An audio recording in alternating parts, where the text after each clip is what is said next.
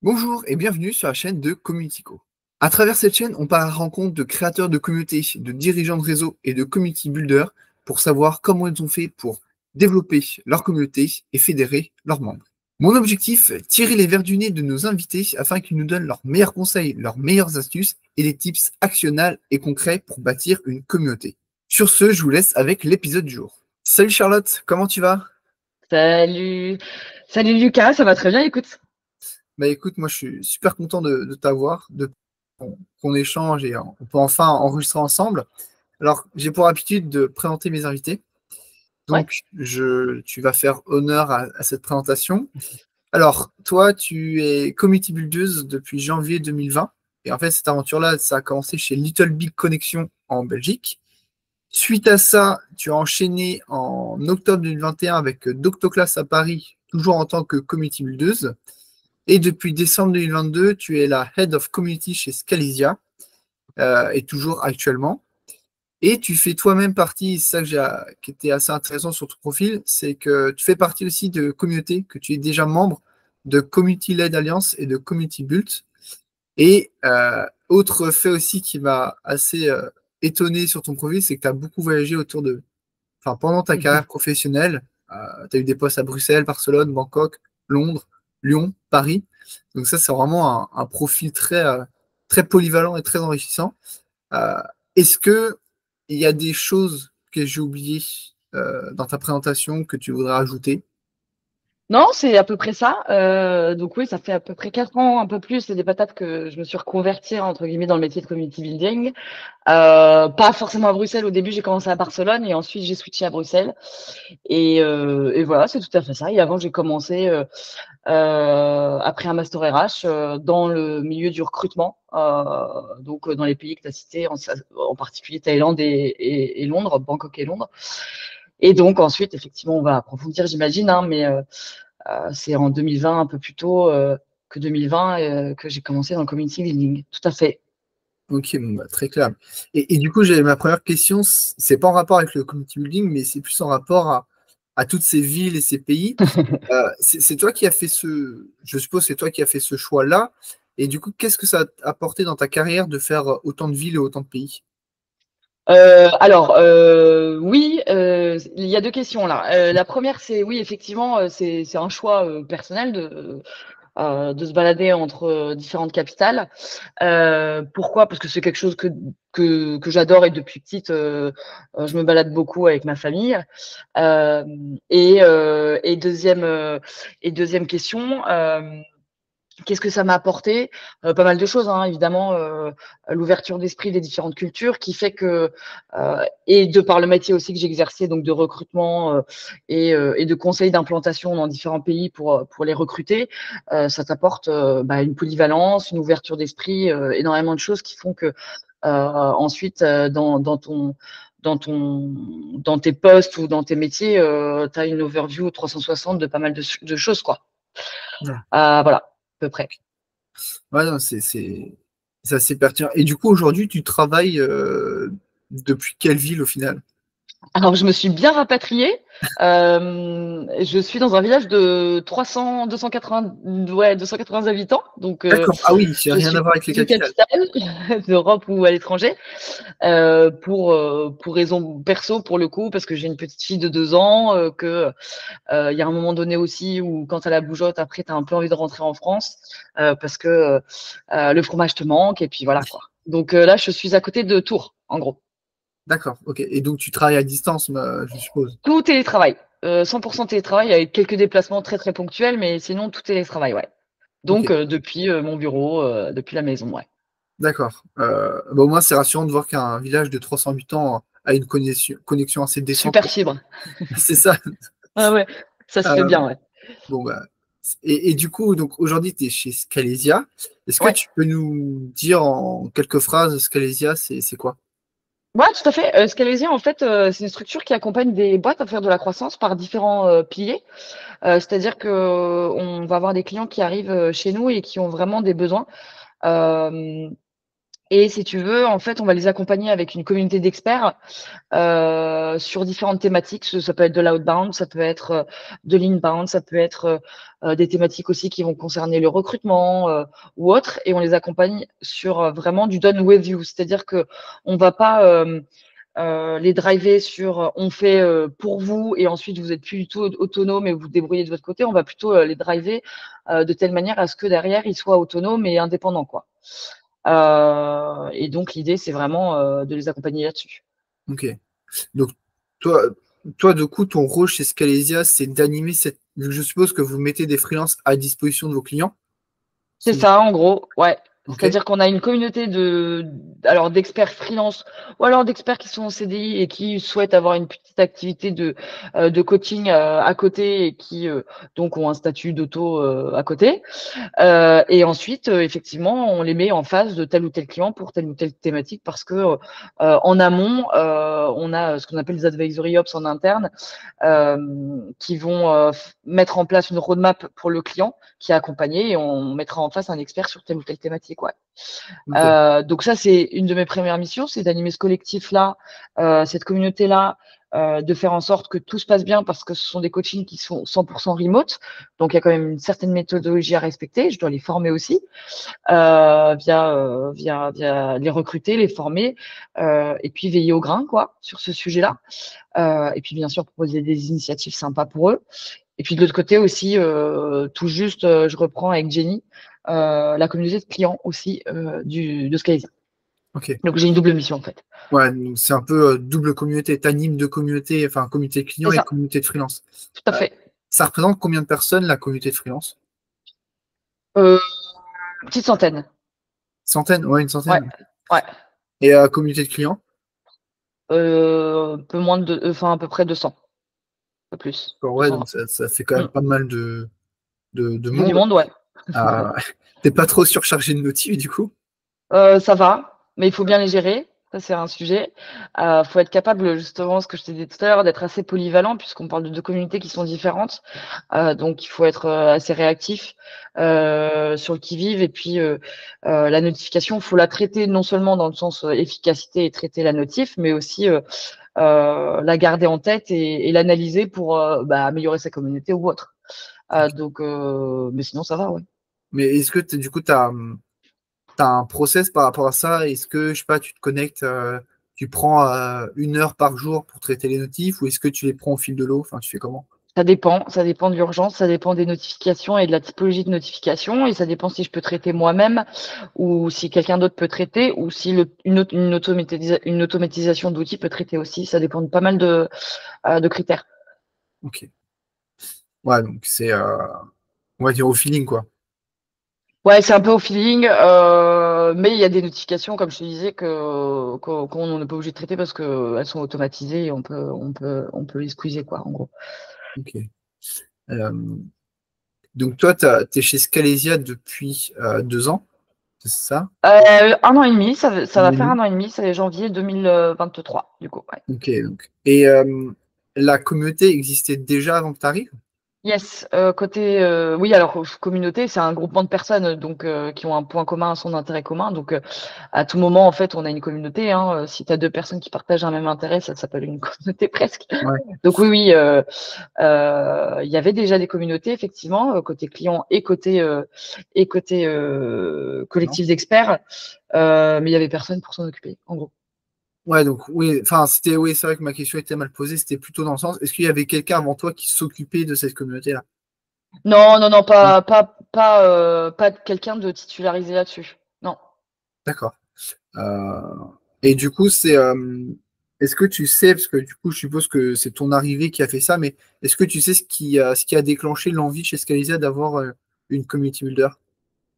Ouais, c'était vraiment une envie d'élever le collectif d'experts. Hein. C'était de se dire, OK, on va acquérir, donc recruter des experts qui sont toujours plus dans le sens meilleur, qui partagent nos valeurs, etc. Donc, il y avait un vrai sujet de recrutement. Il y avait aussi un vrai sujet de fidélisation. Comment retenir les meilleurs des experts. Donc, ouais, il y a une vraie volonté là-dessus. Et c'est pour ça que de toutes les façons, hein, en France, le recrutement d'un community builder, il faut toujours bien le baquer parce que tu as des structures qui ne savent pas de quoi il s'agit. Donc, il faut bien s'interroger quand on rentre dans une boîte en tant que community builder de pourquoi, quand, comment, pourquoi vous avez cette volonté-là, où est-ce que vous voulez aller, quelle est votre stratégie, quoi. Ok. Donc, Donc, ça, c'était bien baqué en amont. ouais, donc Scalesia avait déjà réfléchi à tout Tout à ça. fait, ouais. Ouais. Ouais. Là, c'était pas juste un recrutement par hasard, quoi. C'est vraiment. Non, non, même si ça peut arriver dans certaines boîtes, là, pour le coup, ils étaient très au fait, très au courant, et puis ils avaient une forte volonté d'intégrer quelqu'un sur ce scope-là, et ce qui, moi, m'a branché, du coup, et ce qui m'a donné envie, et ce qui m'a rassuré et motivé pour entrer dans une structure, bah, c'était ça, donc c'était pareil gagnant, quoi. D'accord. Et donc, en gros, t'es arrivé, il y avait pas gros, enfin, il y avait quasiment rien qui était mis en place. C'était quoi tes premières actions en tant que community builder? Alors, il y avait pas rien qui était mis en place, mais il y avait plein de choses qui étaient mises en place. Maintenant, il fallait trouver un fil conducteur et il faut toujours en fait imbriquer les briques entre elles, hein. C'est comme les Lego quand ils sont sur le sol en vrac. Et ben maintenant, faut construire la tour. Donc c'est un peu ça. Il y a eu des vrais enjeux de recrutement. Il y a eu des vrais enjeux de fidélisation. Il y a eu des vrais enjeux de affinage de méthode. Tous ces sujets-là qui étaient importants et les enjeux aussi de mise en relation entre eux, etc., quoi. D'accord. Et concrètement, c'était quoi tes actions? Est-ce qu'il y avait déjà des outils? Est-ce qu'il y avait déjà un onboarding qui était clair? Enfin, Ouais, l'onboarding était plutôt pas mal fait. Du coup, donc c'est toujours l'amélioration, reprendre du feedback, etc. Ça, c'est constant, hein. Dans une fiche de poste d'un community builder, il y a toujours cet aspect de toujours prendre du feedback de ta communauté, de tes membres. Il y a vraiment eu les premiers chantiers, c'était d'aller faire de l'entretien quali et quanti avec les experts, de les connaître, de savoir ce qui leur plaisait, ce qui leur plaisait pas, de connaître un petit peu leur quotidien en tant qu'expert chez Scalesia, mais aussi perso, pro, etc. autour, parce que c'est pas Scalesia qui va nourrir à 100% l'entrepreneur ou le freelance, hein, bien sûr. Et donc, du coup, il y a moi, je jauge entre ouais, 0 et 3 mois cette étude-là qui est indispensable. Et ensuite, en fait, tu déroules et tu fais ce que je te disais tout à l'heure, un fil rouge, et tu vas mettre les bons éléments en face de tel ou tel endroit. Et ensuite, ça déroule. C'est-à-dire que tu vas avoir ton plan marketing, tu vas avoir ton calendrier édito pour les posts, tu vas avoir les outils d'onboarding les mieux pour eux, etc., etc. Donc ça, c'était de 0 à 3 mois, ce gros chantier qui a été fait. Ce qui va pas dans l'accompagnement Scalesia, là où ils ont du mal, comment on peut avancer, là où ça marche très bien, ben, on garde. Voilà, tous ces sujets-là. Ça, c'est quelque chose qui a été faisable chez Scalesia parce qu'il y a sans experts. Dans mes anciens jobs, quand j'étais chez Little Big Connection, par exemple, on était aussi dans le monde du freelancing, hein, bien sûr, dans la tech en France et à l'étranger. Mais du coup, c'était pas les mêmes enjeux parce que tu vas pas interroger 10 000 freelances, si tu veux. ouais. Tu vas en interroger un peu et tu vas faire une grosse étude quanti par derrière, par exemple. Ouais. Donc là, ouais, c'était plus. Est-ce que toi-même, tu avais du coup des contacts réguliers avec les freelances en one-to-one ou tu faisais des entretiens avec eux pour récolter les feedbacks? À l'époque? Non, là, chez Skysia. Oui, oui, bien sûr, c'est ce que j'ai fait pendant les premiers mois. Je les ai tous rencontrés. D'accord, ouais, tout un par un, tu leur as demandé. Ouais, ouais, ouais. Donc, ouais, donc c'est pour ça que quand tu dis de 0 à 3 mois, c'est vraiment la phase où, on va dire, c'est la phase où tu prends tes marques. C'est la phase où tu vas dipper dans ta communauté et tu vas vraiment essayer de mettre la casquette de quel est le membre et tu vas te mettre à leur place continuellement. C'est-à-dire que en fait, tu t'immerges dans leur monde et tu te dis bon, bah, qu'est-ce qui est intéressant, qu'est-ce qui est pas intéressant, qu'est-ce qu'on garde pas, pourquoi ils resteraient, pourquoi ils vont recommander leurs copains, etc. Ok. Et de là, on découle vraiment ton fil rouge et vraiment ton programme ambassadeur, etc., etc., quoi. Ouais, donc Et tu c'est. vas identifier les détracteurs, les top lovers de Scalesia, etc., quoi. D'accord. Mm. Ouais, donc c'est un travail d'enquête que tu dois mener, bah, même au quotidien, même je suppose aujourd'hui, tu continues ce travail-là d'enquête ou de Oh, savoir. bah, toujours, il faut Ok. toujours. Il faut toujours aller chercher du retour. Il faut toujours se poser la question de comment c'est, euh, c'est pris, comment ça avance, est-ce que ça avance bien, tout ça. Ouais, il faut toujours. Ok. Euh, et du coup, quels outils tu utilises en termes de technique? Est-ce Waouh. que c'est plutôt Slack, WhatsApp, Discord? Est-ce qu'il y a des automatisations qui sont faites entre certains outils? Comment tu gères? Ça dépend de quelle communauté on parle. Côté communauté expert, on est sur un Slack. Ils ont en onboarding une formation lorsqu'ils intègrent le collectif qui passe par Podia. Ils ont un dashboard qui leur est dédié avec l'annuaire des autres experts. Ils ont tout ça qui est hébergé chez Glide, un suivi de leur performance sur Glide. Ils peuvent télécharger leurs factures sur Glide, etc. On a en interne du coup un suivi de base de données sur Airtable concernant les experts. J'en ai 7 en tout d'outils, j'en oublie souvent 2, 3. Donc ça, c'est plutôt côté expert et côté communauté. Enfin, je te passe les typeforms, etc. Ouais. pour avoir aussi, tu vois, Les feedbacks. des feedbacks, tout ça, ou les sondages pour tel ou tel événement, etc. Et puis côté client, ça va être un peu la même chose, sauf que du coup, on va faire du HubSpot et du Slack avec eux plutôt. Ok. Ouais, donc, et Glide, c'est quoi comme outil? Parce que c'est pas un outil que je connais. Ça sert à quoi?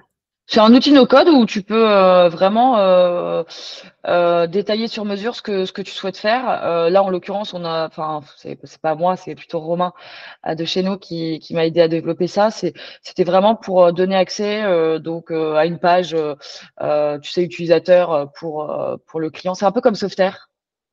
Comme, Je sais pardon? pas, Softair, SOFTR, ça te parle pas? Ça me dit rien, Non? ça. Mais c'est assez sympa quand tu veux développer quelque chose, que ce soit à des fins personnelles ou professionnelles, hein, même en perso, moi j'avais déjà rigolé sur Glide. Et vraiment, c'est pour te créer un mini app sympa pour, bah, tu vois, moi ça nous permettait aussi d'avoir les absences des experts sur les 2 prochains mois, etc. Et ensuite, tu peux, tu peux récolter la donnée derrière avec un Airtable par exemple. D'accord. Ok, Ouais. ouais, donc c'est un outil. En fait, c'est pas mal d'outils no-code finalement que vous utilisez. Ouais, on en Outils a deux, no-code, puis trois, après, ouais. bon, Slack, Slack, HubSpot qui sont assez connus maintenant. Ouais. Ok. Ouais, donc c'est assez. Pas de WhatsApp, pas de Discord pour le moment. Ouais, bah après, ça sert à rien d'avoir trop d'outils pour échanger, quoi. Enfin, Slack, ça suffit à ce Ouais. niveau-là. Puis la prise en main pour, en tout cas, nos membres est plutôt OK. Donc, pour l'instant, ça marche bien, donc ça va. Ok. Et du coup, donc là, j'ai une question qui m'est venue, c'est du coup, vous, cette communauté-là, vu que c'est un investissement d'avoir un poste, enfin, et de développer cette communauté-là, comment est-ce que vous monétisez cette communauté et si oui, comment? Non, non, parce que les experts sont des prestataires côté Scalesia. Donc, ce sont des personnes qui sont payées sur des sprints ou du coaching. Donc, on ne monétise absolument pas cette communauté. Et à contrario aussi, enfin, à l'inverse, les clients aussi sont clients de Scalesia. Donc, il y a Mm. absolument pas en fait, de sujet de monétisation là à l'heure actuelle. Ok. Euh, et du coup, c'est quoi du coup parce que je suppose qu'on n'engage pas une head of community juste pour comme ça.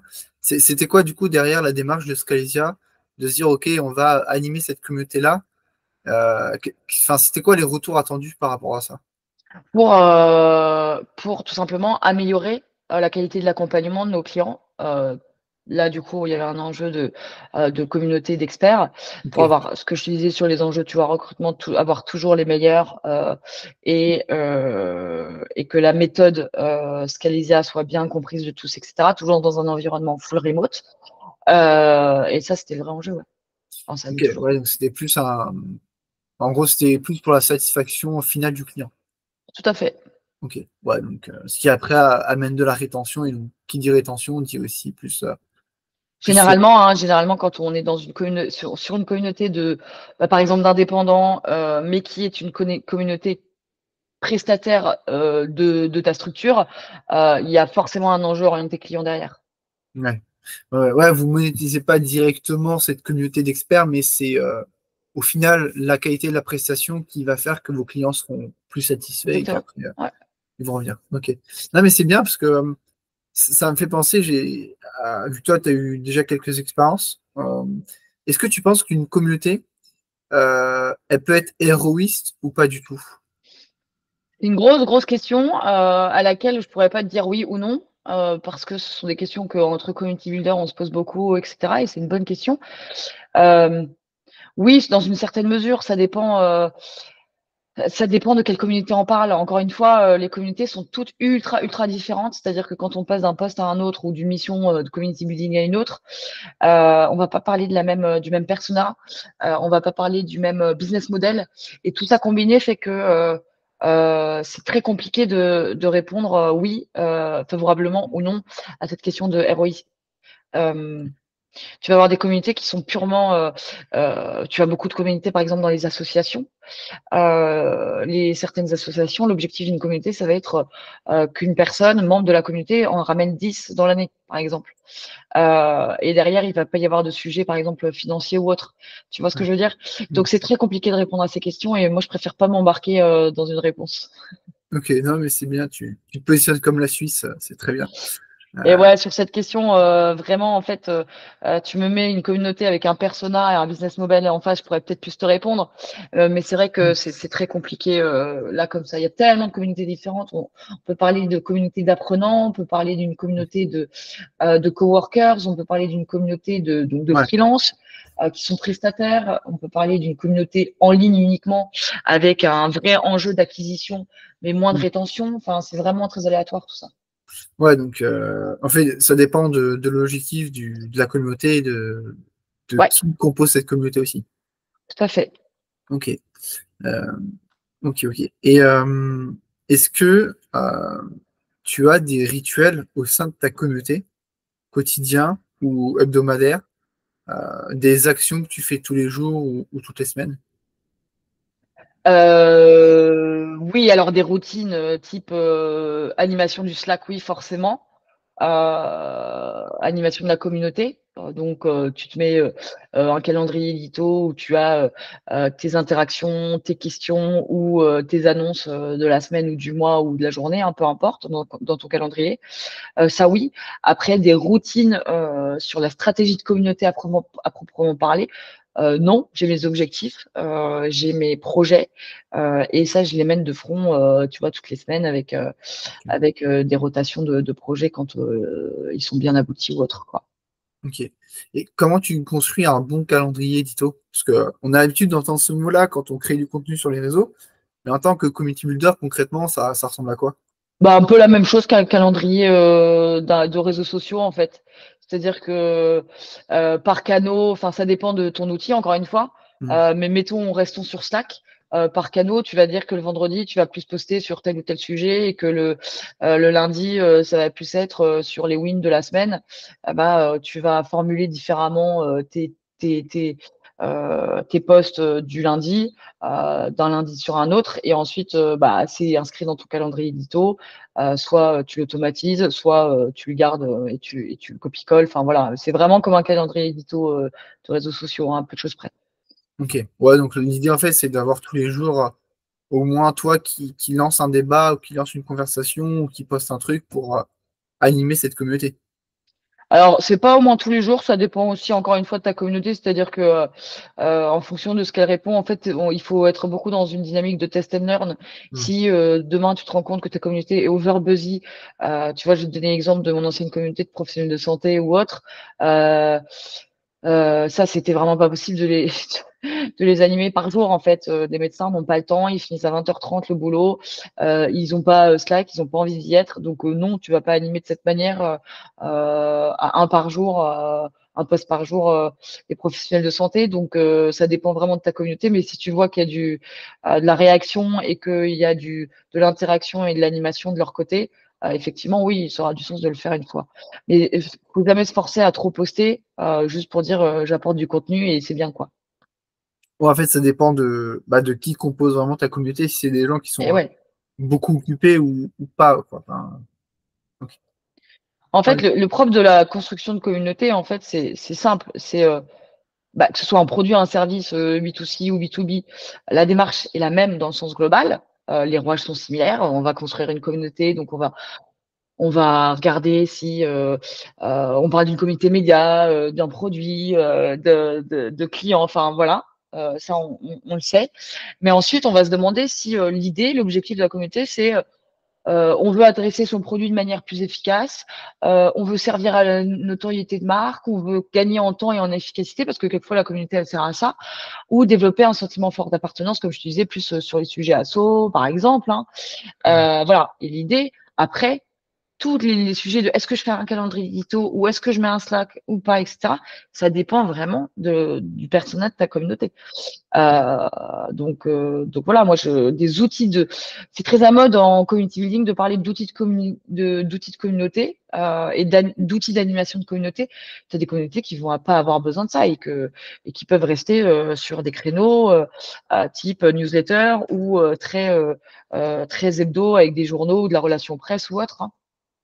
Ouais. Ouais, c'est intéressant, oui, c'est-à-dire il y a pas il y a pas de bonne réponse, il n'y a pas de vérité absolue, quoi.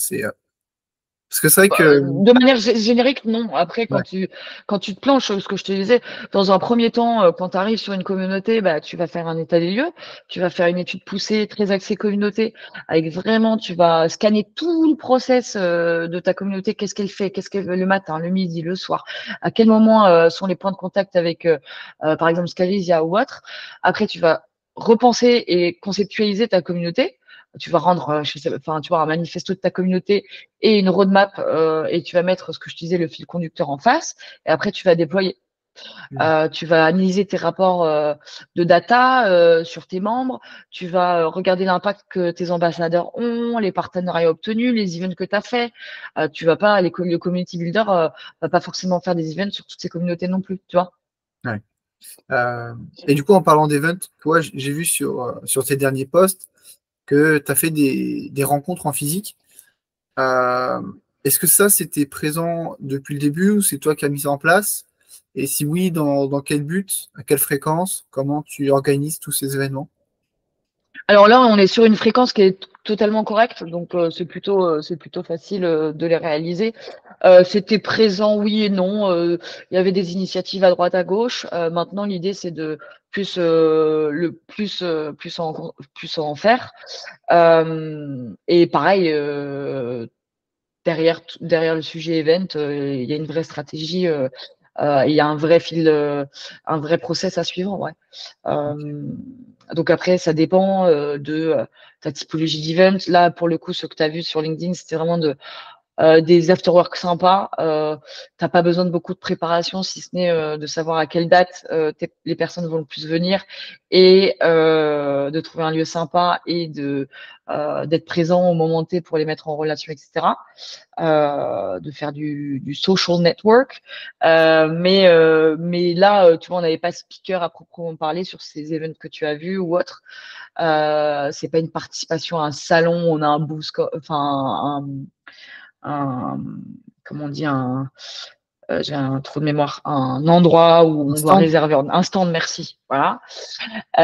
Donc voilà, tout dépend de la typologie. Dans d'autres contextes, notamment chez Little Big Connection, là, on avait plus des événements, tu vois, sur salon beaucoup plus gros ou autre. Donc là, ça demande plus d'organisation.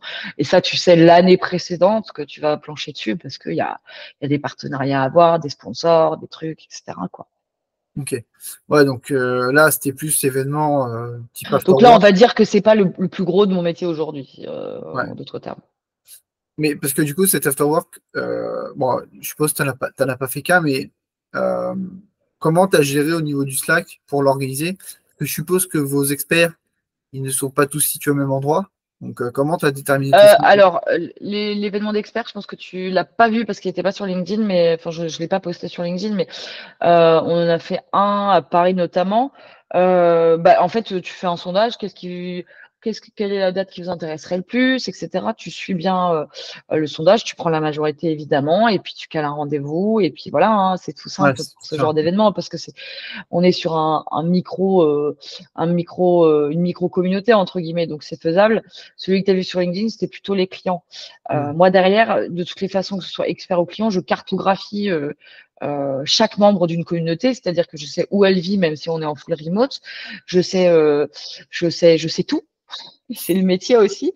C'est-à-dire qu'on est censé savoir quelles sont les habitudes et quelle est la vie de la personne pour aussi lui proposer ce genre de choses. Si demain, en fait, je me rends compte que tous les entrepreneurs qu'on a, en fait, ils adorent le foot, bon, on va faire un match de foot le dimanche, pourquoi pas? Hmm. Tu Ouais. vois? Ouais, donc d'où Et l'idée ça, de il faut aller chercher la donnée. D'où une solide base de données à l'arrière, quoi, et une bonne cartographie et un scoring si tu peux pousser le machin jusqu'au bout, etc., quoi. Ok. Quand tu dis grosse base de données, c'est-à-dire connaître tous ses centres d'intérêt, ses domaines d'activité, son expérience, ses postes précédents, enfin des choses comme ça. Ouais, ça dépend encore une fois de la communauté, parce que tu vas avoir des communautés, le post précédent, on s'en fiche un peu, d'autres où ça va être intéressant. Donc ouais, il faut identifier ce que je te disais dans l'état des lieux et tout, et dans toute ta conception de la communauté, il faut que tu identifies les éléments clés d'une personne, d'un membre qui vont t'intéresser, ouais. Et ensuite, Hmm. bah, tu le mets sur ta base de données, tu récoltes la donnée par Ouais. différents moyens en fonction de la donnée à récolter. Oui, puis en plus, ça peut être un bon moyen de mettre en relation les membres entre eux. Si plus tu en sais sur eux, plus Exactement. tu peux les Mm, connecter sur certains points. Dire, mm. bah tiens, vous deux, vous aimez tous les deux le foot, bah parlez-vous, Mettons, échangez. tout à fait.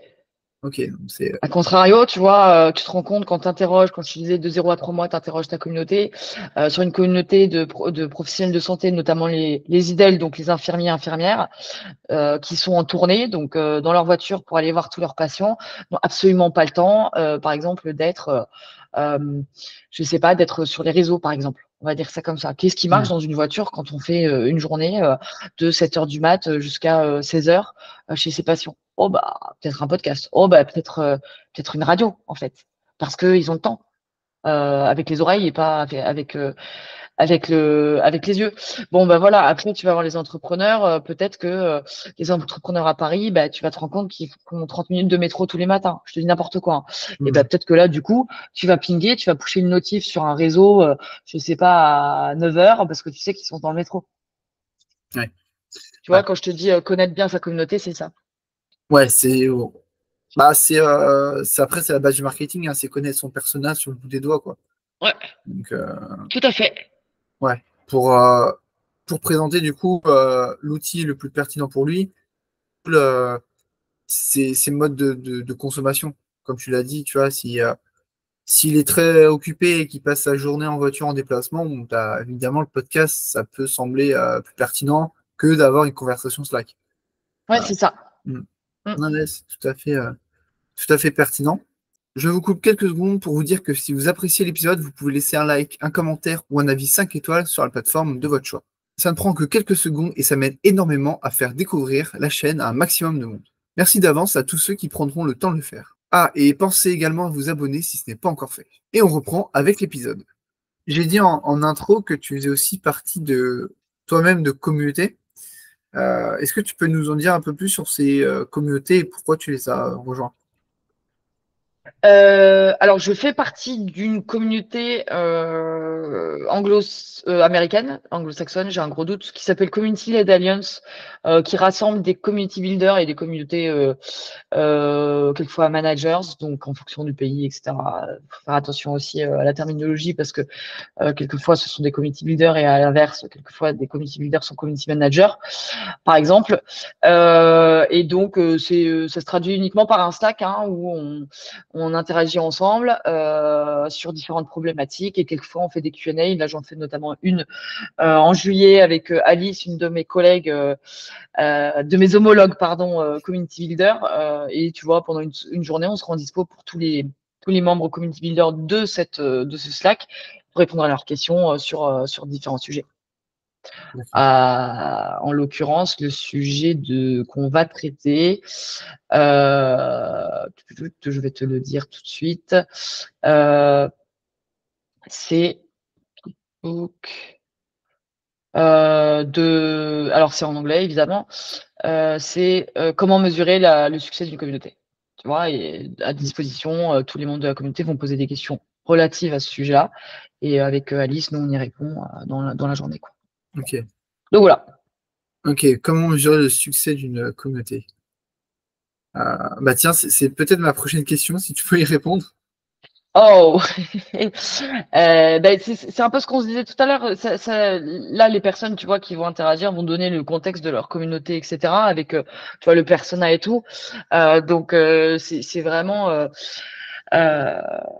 c'est très compliqué de mesurer un succès de communauté, hein, parce que ça dépend où tu vas mettre un petit peu ton intérêt. Ça dépend si ta Mhm. stratégie de communauté, c'est de ce que je te disais tout à l'heure, d'avoir plus d'acquisition ou plus de rétention, et donc plus de référol, de bouche à oreille, etc.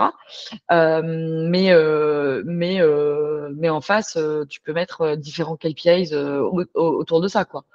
Euh, En l'occurrence, si tu vas être très orienté event parce que ton travail, ça va être community builder pour différents coworking space et que tu veux faire un événement par mois, ça va être un taux de participe de l'event de 40% par exemple, par mois. Mhm. Tu vois? Si ta communauté repose uniquement sur un outil d'animation de communauté, bah, ça va être taux de participation sur l'outil, ou alors ça va être plus 5% chaque mois de participation de l'outil, de membres, hein, bien sûr. Tu vois ce que Ouais. je veux dire? Ouais, en fait, ça dépend des objectifs que tu te fixes. Parce que le succès, c'est vrai que c'est très. Ça dépend de la direction que tu veux prendre avec ta communauté. Une fois que tu as ta direction et ton fil rouge, ton programme, et ben là, tu vas savoir que tu vas beaucoup plus accentuer les Émotionnel. partenariats pour des freelances, type du crédit à la consommation, je te dis n'importe quoi, pour du free, et des plateaux repas qui sont livrés chez toi, toi entrepreneur free à Paris, je te dis n'importe quoi. Mhm. Et ben là, tu vas te mettre des objectifs en face de ça. Tu vas te dire, je veux 10 partenariats par mois, dont fallait 2 tiers qui sont utilisés à 30% par les freelances. Tu vois. Mhm. Et donc là, tu vas te dire que ça a du sens. Mais sinon, moi, là, tu vois, je vais pas avoir besoin de tant de partenariats si ce n'est des outils d'outbound ou quoi, avec des acteurs dans cet écosystème, quoi. Ouais. Mais ça va pas être une de mes stratégies principales. Ouais, donc, c'est-à-dire, c'est une fois que tu sais où tu vas, que tu peux te fixer des objectifs et évidemment des objectifs smart. Et derrière, bah, mesurer le succès ou pas de. C'est ça. Ok. Et du coup, alors pourquoi avoir rejoint cette communauté? Et, euh, et toi, du coup, qu'est-ce que tu as le plus appris qui te sert au quotidien en tant que justement community builder? Alors, première question, pourquoi avoir rejoint cette communauté? Donc, du coup, c'est un peu la question, pourquoi avoir rejoint Scalesia, si je comprends bien la communauté de Scalesia, du coup, ou tu parles Ah non, de... la communauté Non. Community Led Alliance.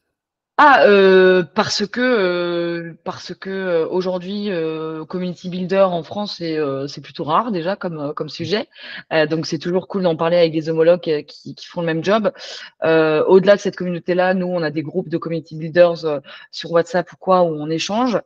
Donc, on échange sur des bonnes pratiques, on échange sur pas mal de choses, type comment on fait pour monter un programme ambassadeur solide, comment on fait truc, encore une fois, en fonction, comme on connaît maintenant nos communautés, on connaît nos personas, nos membres, etc., on peut échanger là-dessus.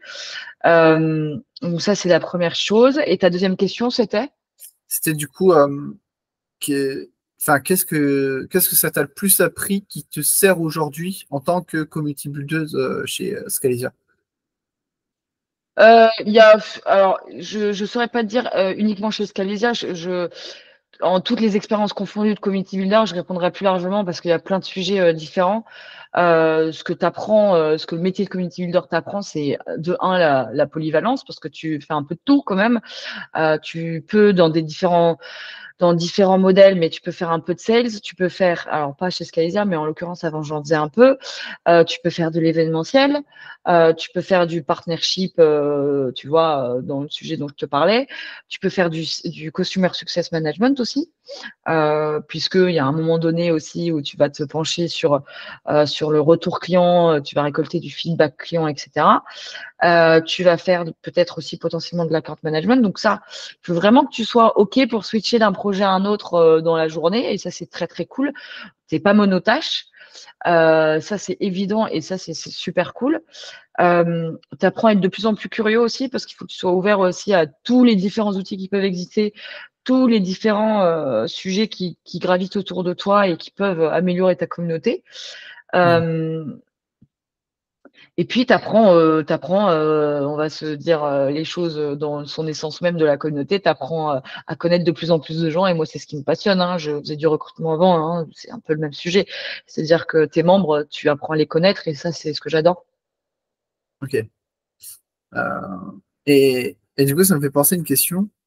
Euh, que j'ai un peu une théorie là-dessus dans tous les community builders que je croise ou même des dirigeants de réseaux d'affaires, enfin tous ceux qui fédèrent autour d'eux. Généralement, c'était un trait qu'ils avaient déjà quand ils étaient jeunes. Est-ce que toi, quand tu étais enfant, adolescente, est-ce que tu avais déjà cette volonté d'animer, de fédérer ou d'organiser les choses? Oui, oui, oui, je pense que c'est quelque chose qui est un petit peu dans le sang ou dans l'ADN de ces personnes-là, parce que effectivement, comme tu disais tout à l'heure, bah faut pas être timide quand tu fais un événement ou autre. Donc oui, oui, ça, moi j'ai fait pas mal de trucs. J'ai fait pas mal d'événements autour de ça, que ce soit des trucs associatifs ou autres. Donc oui, tout à fait. Oui, oui, c'est quelque chose qui est Ouais, un même, peu même dans mon avant d'être ADN. community builder, tu faisais déjà des choses pour les autres. Ouais, oui, oui, oui, tu organises, enfin, tu fais de la chefferie de projet de toutes les façons dans ta vie, je pense, jeune ou petit. Mm. Tu vois, moi, à mono de colo, donc j'étais chef scout, donc oui, bah, t'animes des enfants. J'aimais bien organiser des soirées, tu vois, plein de trucs comme Ouais, ça. Et puis après, dans le milieu associatif étudiant, pareil, tu vois, oui, oui, ouais, c'est des choses. ouais. C'est toujours. Enfin, tu faisais déjà un peu de community building avant que ce terme n'existe en France, quoi. Ouais, tout à fait. Mais il y a beaucoup de gens qui en font aujourd'hui, Mm. tu vois, et qui savent pas qu'ils en font, hein. Moi, je sais que quand par exemple, tu es finalement prof de yoga et que bah, tu vas aller chercher des gens qui reviennent pour ton deuxième cours et que tu vas faire des posts Insta pour aller en chercher, bah, c'est une communauté, ça, hein. Donc, ils font du community building, ces gens-là, Mm. Ouais. finalement. Ah, Ok. alors, à combien de pourcents dans leur boulot, etc., c'est autre chose, parce que Oui. leur métier premier, c'est de faire le cours de yoga. Mais derrière, tu vois, c'est du community building. Mm. Ok. Euh, très, très, très clair.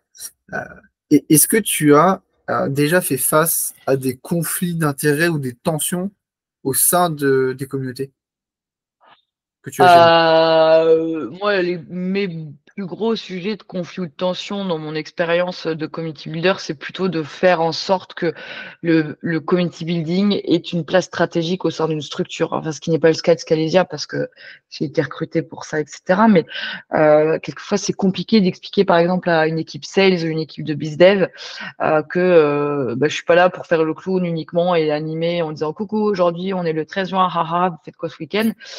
Enfin, même si c'est rigolo et que ça me passionne de le savoir, hein, mais il n'y a pas que ça du tout, il y a une vraie stratégie derrière. Et ça, de le prouver quelquefois aux équipes en interne, et je le sais aussi parce que mes pairs qui font le même métier, c'est un gros pain pour eux. Donc ça peut être un gros sujet qui peut être compliqué à traiter.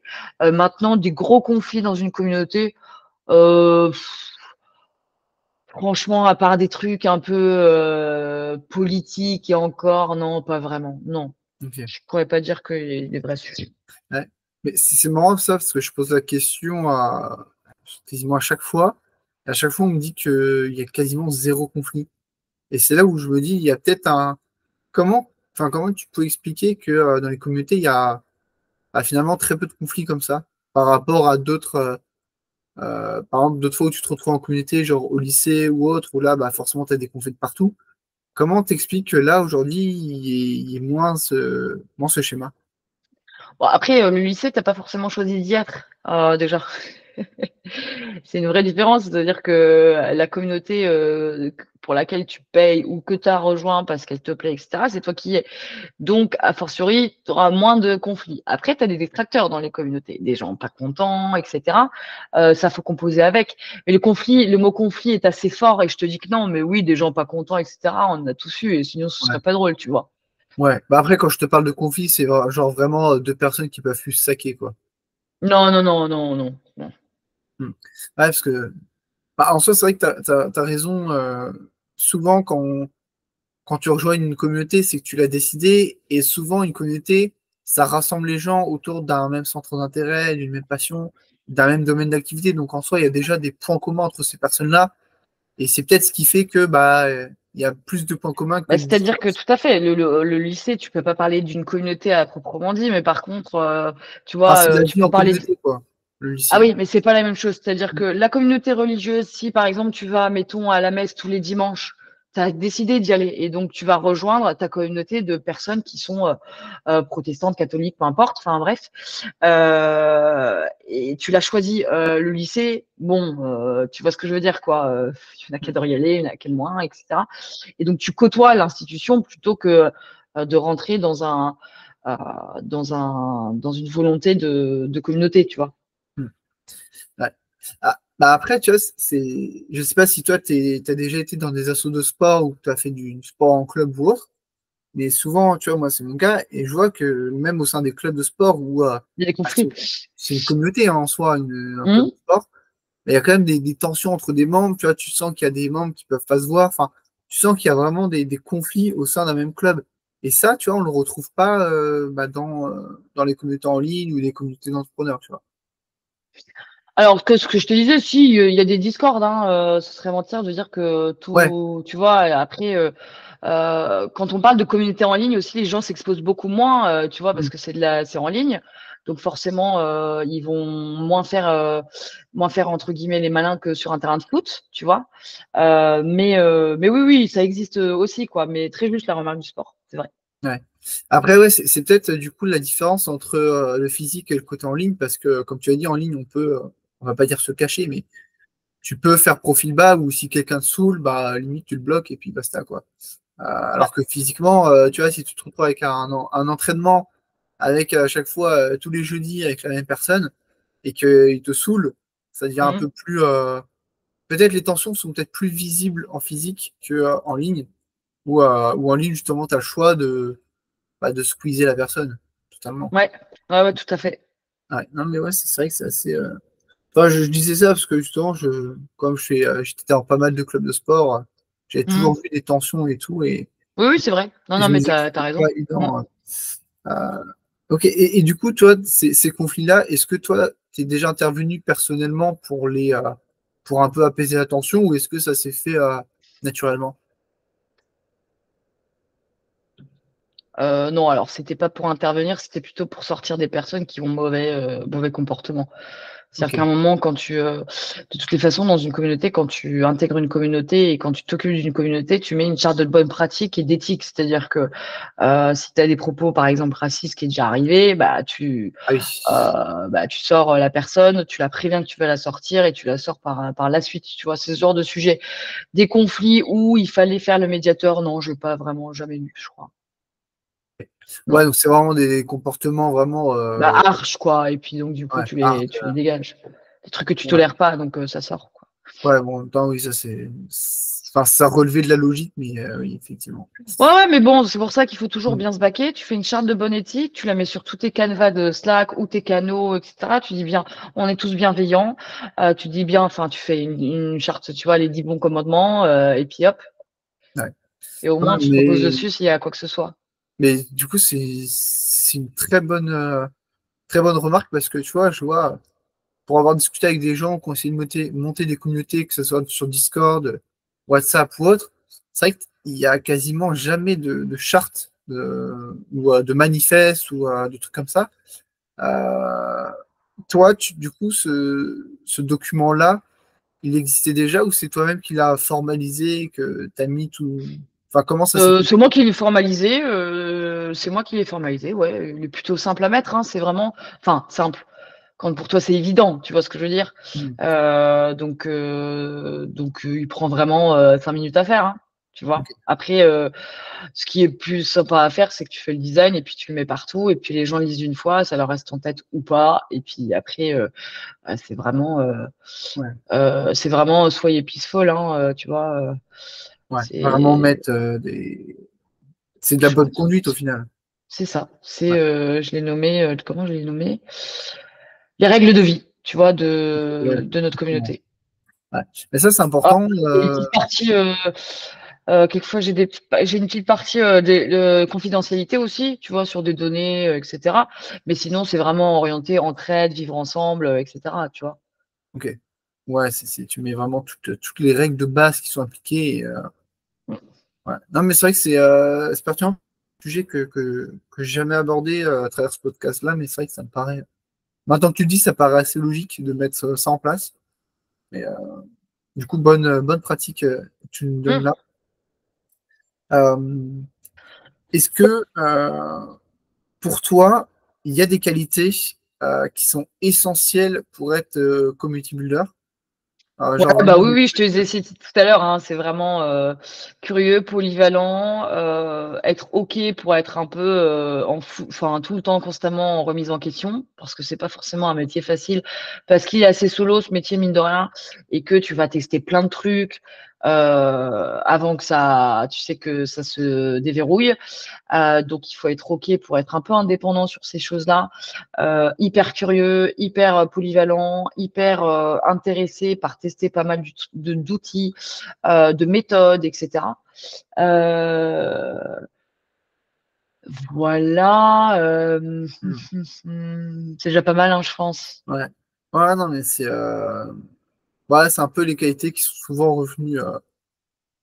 Bah ouais, Ouais, c'est très, très ouvert d'esprit, je trouve, notamment, tu vois, comme tu disais, tu découvres beaucoup d'humains dans des communautés, tu parles avec beaucoup de personnes, donc si t'es pas un minimum ouvert d'esprit, ça risque euh, d'être compliqué. ça peut être compliqué Ouais. d'apprendre à les connaître. Donc ouais, non, c'est assez pertinent. Euh, et du coup, je te demandais maintenant de sortir ta boule de cristal. Oula, Euh, ok. comment toi, tu vois l'avenir des communautés dans 3, 5, 10 ans? C'est une question qu'on m'a déjà posée plein de fois. Ah, Moi, je suis hyper positive sur le sujet parce que j'y crois beaucoup à ce métier-là. Je pense à certains de mes homologues qui sont un peu moins emballés parce que c'est vrai que ça peut s'essouffler aussi sur différents sujets. hmm, Euh, Moi, je pense qu'il serait bon de le mettre maintenant qu'il a pris un deuxième souffle et que plus de structures veulent en employer, des community builders et pensent à ça. Pour moi, l'idéal dans 5 ans, c'est qu'il soit au cœur de la stratégie d'une structure qui en a besoin, bien évidemment, hein. Ouais, tous les modèles n'ont pas forcément besoin d'une communauté, c'est sûr. Dans 5 ans, je le vois au cœur d'une stratégie. Euh, Tu vois, dans vraiment un des pôles primordial d'une boîte, quoi. hmm, Je le vois plus reconnu en France, en tout cas, parce que dans les pays anglo-saxons, c'est déjà le cas. Je le vois plus reconnu et plus, entre guillemets, gratifié, dans le sens où c'est vraiment, il faut donner envie un peu aux jeunes aussi de faire ce métier parce que je trouve que ça pourrait en intéresser beaucoup. C'est vraiment ouais, cool. Mais il est très peu dispensé encore en école, aux étudiants, en université et autres. Et puis déjà, ce sera pas mal. D'ici ouais, 3 ans, si tout se passe bien. ok. Mais c'est vrai que, bah, en même temps, les métiers du digital, comme c'est venu assez rapidement, et comme le digital crée beaucoup de nouveaux métiers, c'est aussi compliqué pour les universités ou autres de s'adapter et de proposer des formations Bien sûr, adéquates. bien sûr. Parce que C'est pour déjà, ça qu'il faut que certains community builders soient à force de propositions et ouais, aller voir les facs. Mais bon, les community builders n'ont pas beaucoup de temps, comme tous les métiers n'ont pas beaucoup de temps. Donc, on se dit à ouais. chaque fois, oh, faut qu'on le fasse et après, on passe à autre chose et c'est pas bien, hein, ce qu'on. Non, mais Mais c'est bon, vrai que c'est un sujet qui est important parce qu'aujourd'hui, dans les écoles, où c'est les métiers un peu plus traditionnels, classiques, même si de nouveaux métiers commencent à être enseignés. Mais c'est vrai qu'après, si les jeunes ne savent pas que ce métier existe, bah forcément. Puis même, t'as pas de ressources, tu vois, comme je te disais, c'était un peu aussi l'origine du podcast. Bah, en fait, tu as très peu de ressources en ligne, donc forcément, bah, les jeunes ont moins de chances de tomber dessus et de découvrir ce métier-là ouais, tout à fait. Hmm, qui peut être un métier passion hein, pour les jeunes. Hein. Comme tu le disais, toi, qui as toujours aimé pardon. dans l'associatif ou animé quand tu étais à Mono de Colo ou autre, chez Scout, Hmm. bah, tu vois, ça se trouve, il y en a, ils vont se reconnaître dans ta description, ils vont dire, mais en fait, c'est fait pour moi, quoi. Parce que j'aime ça, j'aime animer, j'aime fédérer.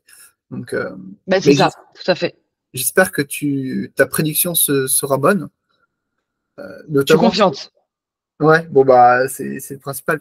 C'est vrai qu'on n'en parle pas souvent, mais les communautés de clients, tu vois, je vois, il y a beaucoup d'entreprises qui ont beaucoup de clients, mais tu vois, le fait d'avoir une communauté, alors oui, c'est un investissement, mais tu vois, après en termes de rétention, je pense que ça pourrait faire x3, x4, quoi. Ah oui, oui, bah après, encore une fois, ça dépend des clients, mais oui, oui, il y a une vraie stratégie qui est importante. Et si ça vaut le coup pour les clients, ça peut faire des beaux résultats, c'est sûr. Ouais. Même en termes de bouche-à-oreille, recommandations, enfin, il y a tout qui peut être. Mais j'espère, je croise les doigts pour que ta prédiction s'avère bonne. Euh, Bah ouais, on bon, va voir, hein, écoute.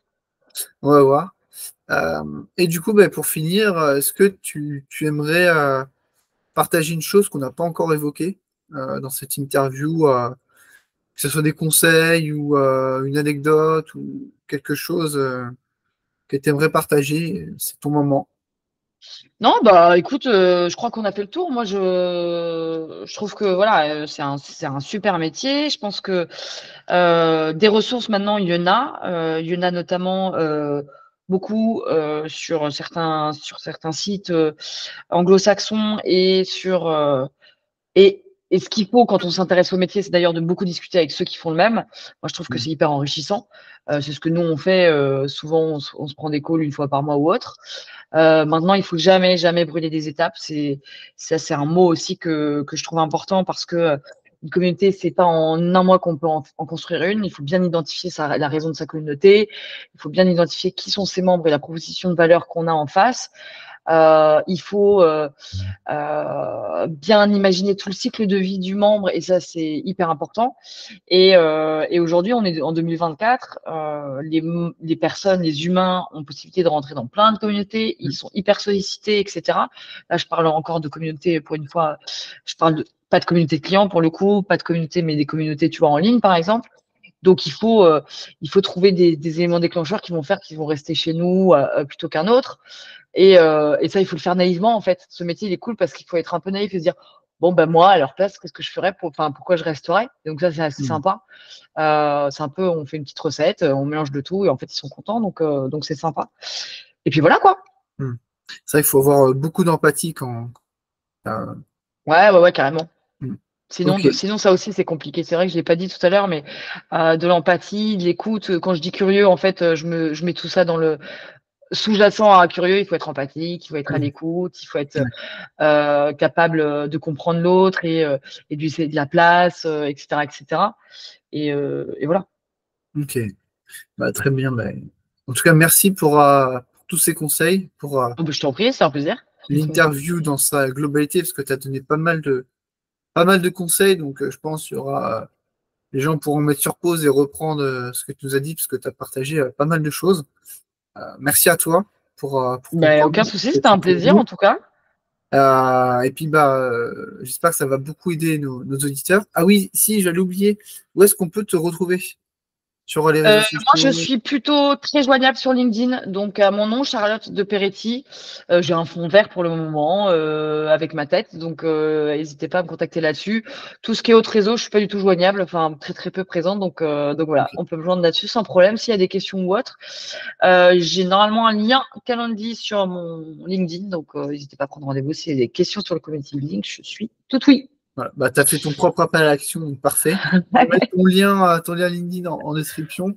Comme ça, Ça les gens marche. pourront te poser des questions, parce que ça, j'en ai peut-être oublié, ou sur tout ce que tu as dit, il y en a qui ont forcément d'autres questions. Donc, Bah, il y a bien sûr il y a plein de sujets hein, dans la communauté. Il y a peut-être aussi des sujets très marketing, comme on lance une newsletter communautaire beaucoup plus truc. oui, Enfin, il y a plein, plein, plein de sujets hyper c'est vrai passionnants. Donc, il n'y a pas de, c'est vrai que là, pas de problème. on a un peu creusé la globalité, mais c'est vrai qu'il y a Mm. plein de sujets qui pourraient prendre une heure facilement chacun à traiter. Donc, ok. Bah, écoute, merci à toi, Charlotte. C'était un Bah, je t'en prie, Lucas. vrai Écoute, c'était un plaisir. plaisir. Merci à vous qui avez écouté ou visionné cet épisode. Et sur ce, bah, je vous dis à très vite pour une prochaine interview. Salut tout le monde! Salut! Si cet épisode vous a plu, alors la suite devrait vous intéresser. Avec Communityco, nous accompagnons les créateurs de communautés et les dirigeants de réseau à développer leur communauté. Pour cela, on leur crée un site et une application 100% personnalisée à leur image. Et puisqu'un outil seul ne fait pas tout, nous les accompagnons également dans la gestion et l'animation quotidienne de leur communauté. Si ça vous intéresse, je vous mets les liens en commentaire afin qu'on en discute. Et sur ce, je vous dis à la prochaine!